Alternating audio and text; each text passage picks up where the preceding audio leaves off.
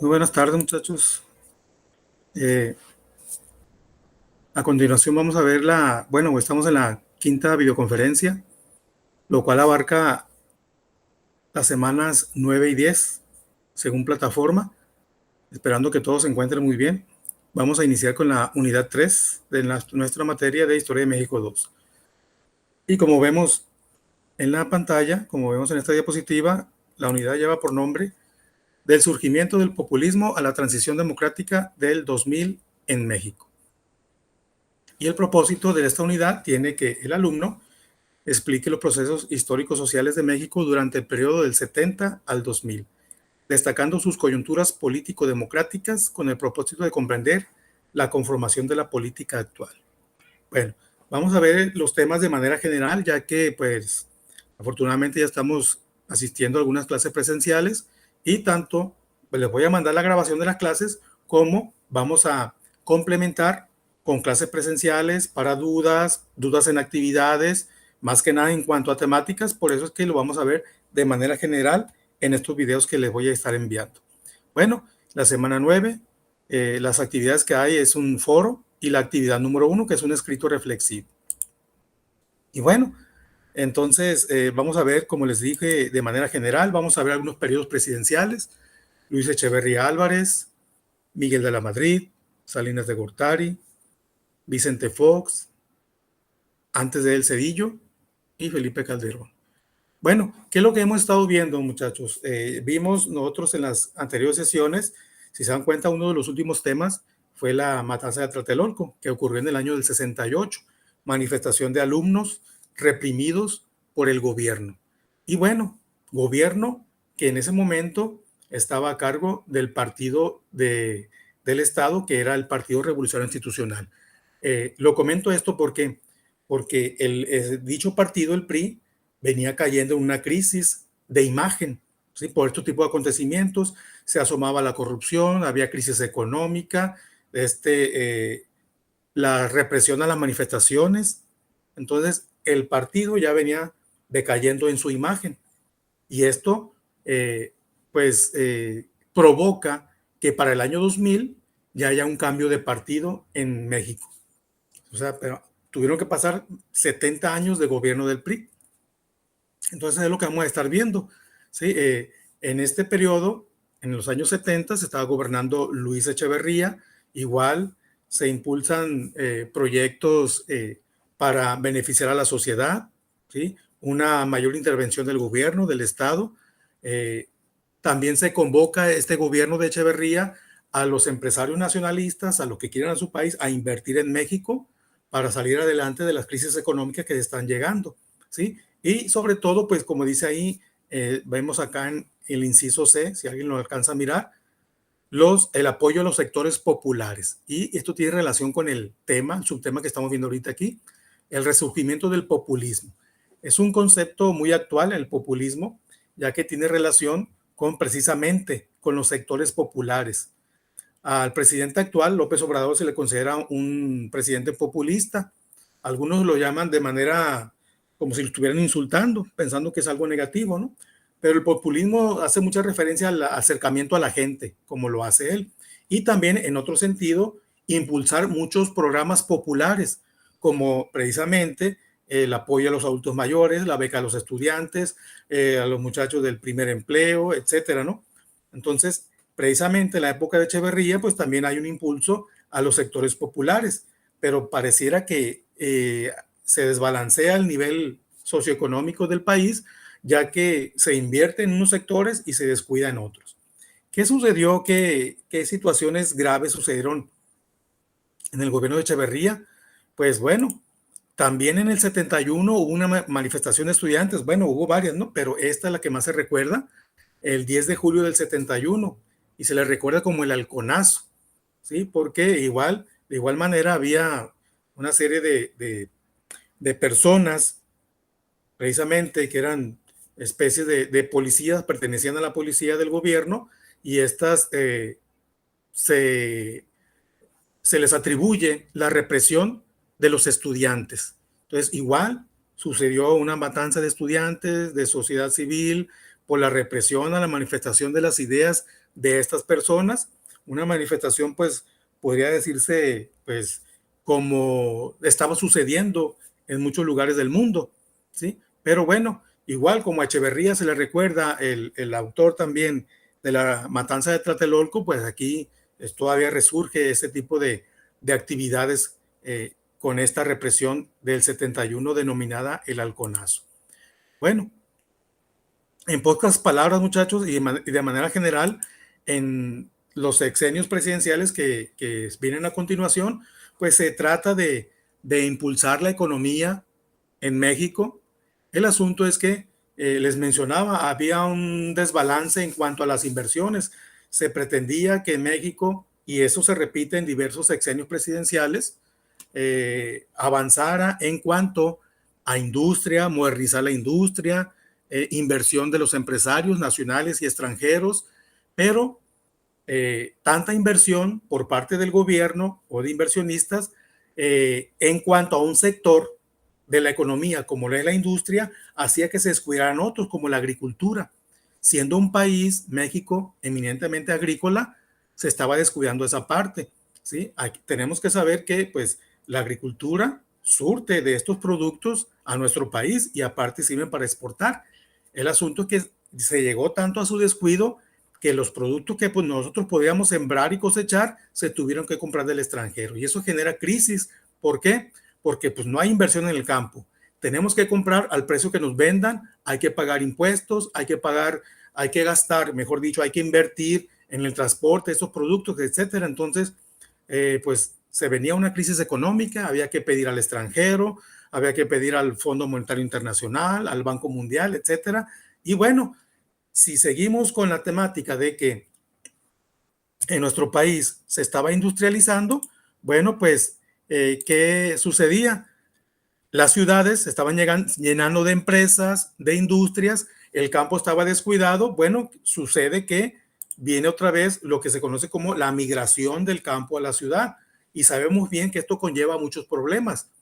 Las ciudades tienen cierta planificación para cubrir necesidades de los habitantes de la ciudad, pero muchas veces no están preparadas para recibir una migración, y más si es que es intensa. Entonces, ¿qué es lo que sucede? Las ciudades no están preparadas para, con hospitales, con escuelas, con servicios públicos, agua, drenaje, luz, etcétera. Y eso genera, pues, crisis también en la sociedad. No están preparadas para otorgar empleos a estas personas que vienen del campo a la ciudad. Y esto genera, pues, más marginación en la sociedad, subempleo, pero un problema que se venía agravando poco a poco, delincuencia. ¿Por qué? Porque las personas de alguna manera tienen que vivir. No se justifica que se metan de delincuentes, pero no encuentran trabajo.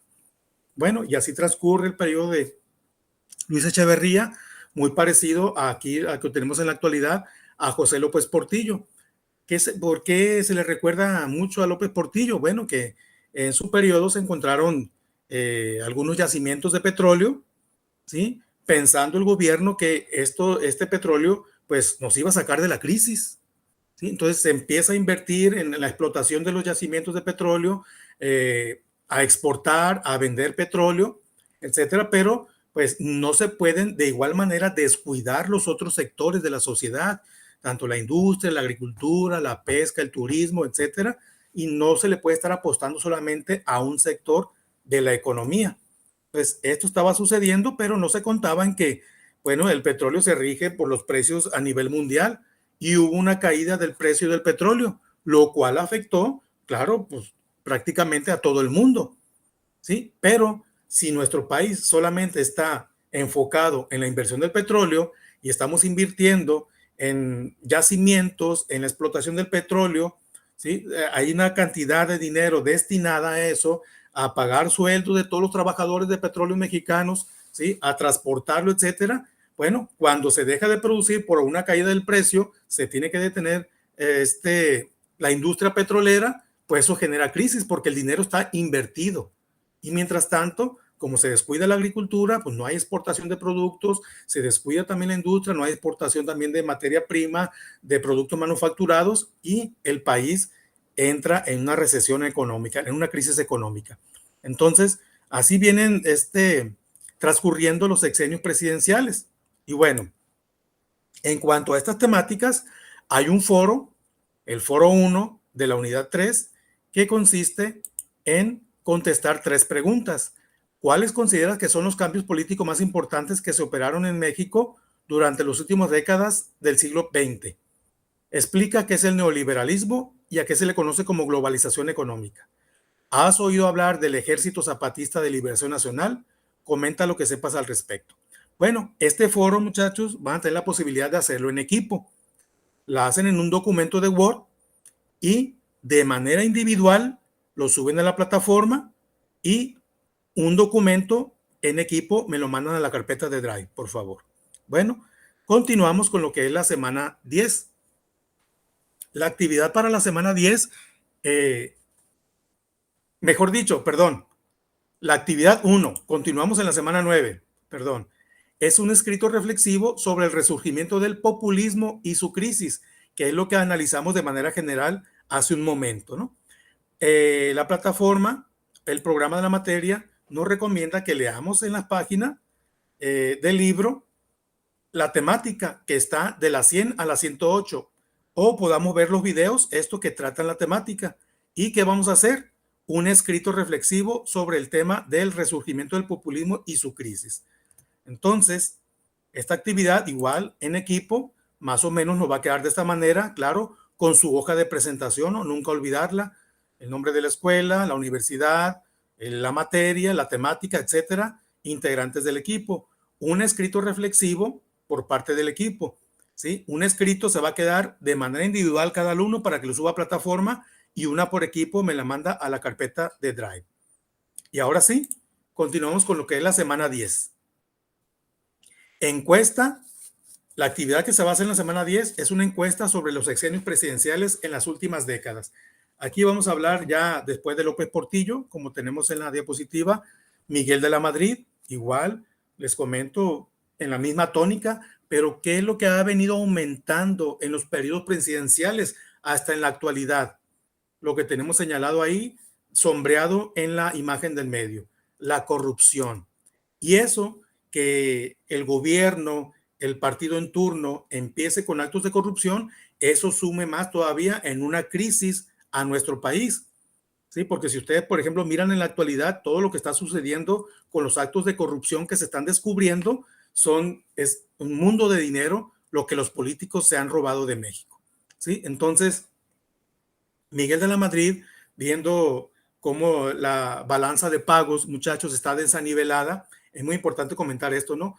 Cuando se desnivela, perdón, la balanza de pagos, significa que nosotros estamos gastando más, ¿sí? Del dinero que tenemos. Contamos con tanto dinero, pero gastamos más. ¿Qué significa eso? Pues que para poder cubrir eso que estamos gastando al momento de pagarlos, si no tenemos, porque no contamos con ese capital, tenemos que pedir a instituciones financieras mundiales, como el Banco Mundial, el Fondo Monetario Internacional, o a países como Estados Unidos. Entonces, Miguel de la Madrid promueve el programa inmediato de reordenación económica, ¿sí? Que él pretende aquí la reducción del gasto público, es decir, posiblemente en una institución de gobierno hay empleados de más, bueno, hay que recortarlos para reducir el gasto público. Posiblemente los salarios están muy altos, pues hay que reducirlos. Posiblemente hay instituciones que la actividad que hacen la puede realizar una misma, o sea, 3 actividades la puede realizar una misma institución, pues vamos a recortarlas y vamos a reducir el gasto. Además, Miguel de la Madrid promueve lo que se le llamó una campaña de reforma moral, y promulga la Ley Federal de Responsabilidad de los Servidores Públicos. Esto es, pues los servidores públicos, los que trabajen para el gobierno, tienen que rendir cuentas de sus propiedades. ¿Con cuánta propiedad llego al gobierno? Las declaro, declaro mi patrimonio, y cuando salga de mi trabajo también tengo que volver a aclarar para ver si se justifica lo que yo gané trabajando y el aumento de mi patrimonio, ¿sí? Porque como ustedes si han visto la noticia en la actualidad, a cada político que ha aumentado su riqueza a niveles que no nos podemos imaginar. Bueno, en el periodo de Salinas de Miguel de la Madrid empiezan con la privatización, como lo vemos en la tercera imagen, el tercer recuadro, la privatización, de empresas públicas. Es decir, se considera que algunas instituciones no son rentables para el gobierno, sino que le ocasionan gastos y las empiezan a vender a particulares, a personas que cuenten con el dinero suficiente para comprarlas. Bueno, antes de terminar el periodo de la Madrid, hay que mencionar que en el año del 85 sucedió un terremoto de grandes magnitudes en México, el terremoto del 85, lo que, bueno, es algo que está grabado en la mente de los mexicanos, en la memoria, porque, bueno, para empezar, como que el gobierno no estaba preparado para ese tipo de situaciones y no reaccionaba a la manera de cómo se iba a rescatar a las personas y la sociedad desesperada. Y el gobierno no dejaba que las personas, que los civiles, por lo mismo, ¿no? Por uno, por no estar preparado y segundo, porque pues no se contaba con las cuestiones de seguridad suficiente. Hasta que las personas no, se desesperaron y la misma sociedad empezó a remover escombros, a rescatar personas, se rescataron personas del terremoto y bueno, hubo mucha movilización de la sociedad. Algo que no se olvida ese terremoto del 85. Bueno, continuamos, aquí ya empezamos con otros periodos presidenciales, que es el de Salinas, y como dice aquí, pues crisis, la crisis mundial, deterioro económico, caída del empleo, parece que México ya venía en picada una crisis económica, y bueno, lo que quería comentar con relación a esto, a la privatización de empresas, es que Salinas de Gortari continuó precisamente con la privatización de empresas del gobierno. La más emblemática, la que más podemos recordar y la que empresa que la gente los conoce más es, por ejemplo, es Telmex, Teléfonos de México, que ahorita, bueno, en la época de Salinas se le vendió a Carlos Slim, el dueño de Telcel y dueño de Telmex y otras empresas que, pues, como se ha hecho multimillonario, supuestamente con esas empresas que ya no funcionaban, que ya no daban dinero, que ya no rendían, bueno, pues entonces siguen los actos de corrupción.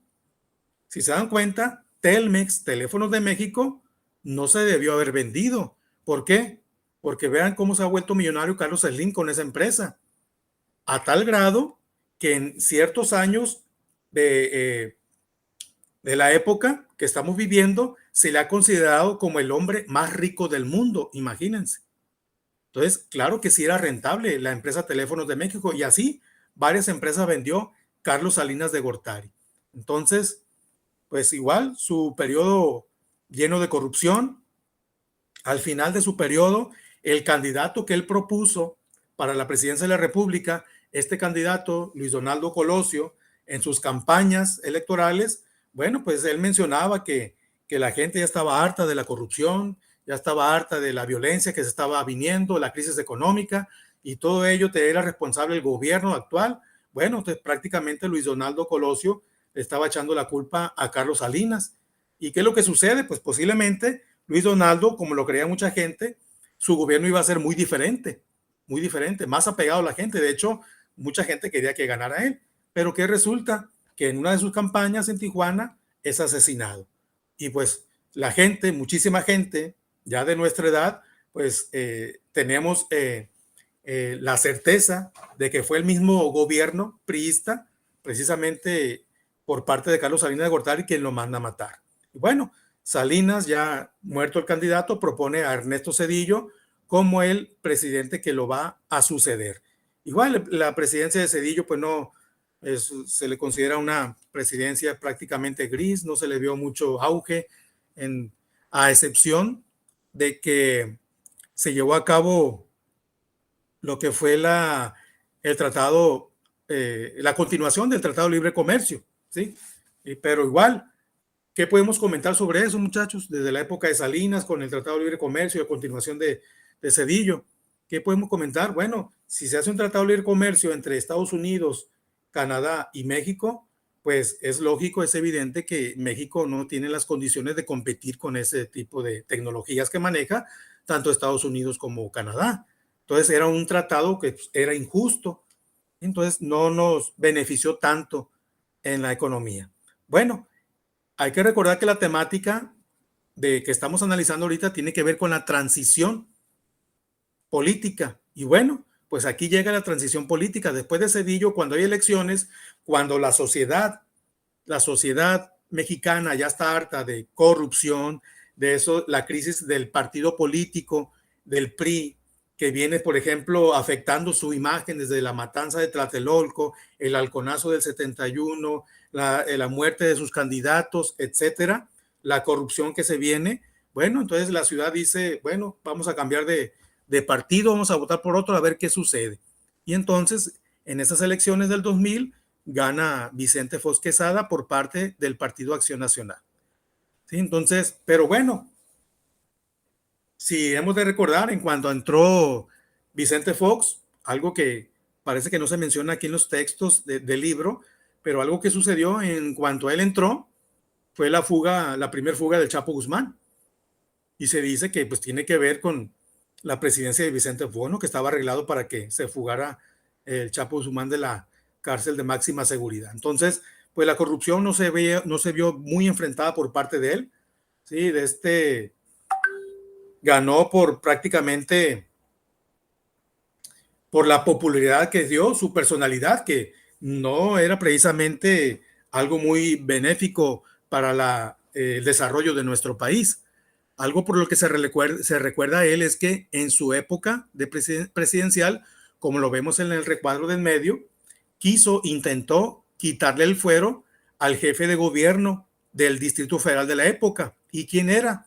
Andrés Manuel López Obrador. Ya lo veían como una amenaza para las siguientes elecciones, porque pues iba a competir igual contra el PRI, contra el PAN, donde el candidato fue Felipe Calderón. El asunto fue que, pues, se conoce hasta en la actualidad que en el año 2006, cuando fue candidato López Obrador y que supuestamente no ganó la presidencia, se le hizo un fraude electoral, ¿sí? Dando la victoria a Felipe Calderón. Repetimos, llegó a la presidencia, como dicen algunos políticos, se robó la presidencia porque llegó por un fraude electoral.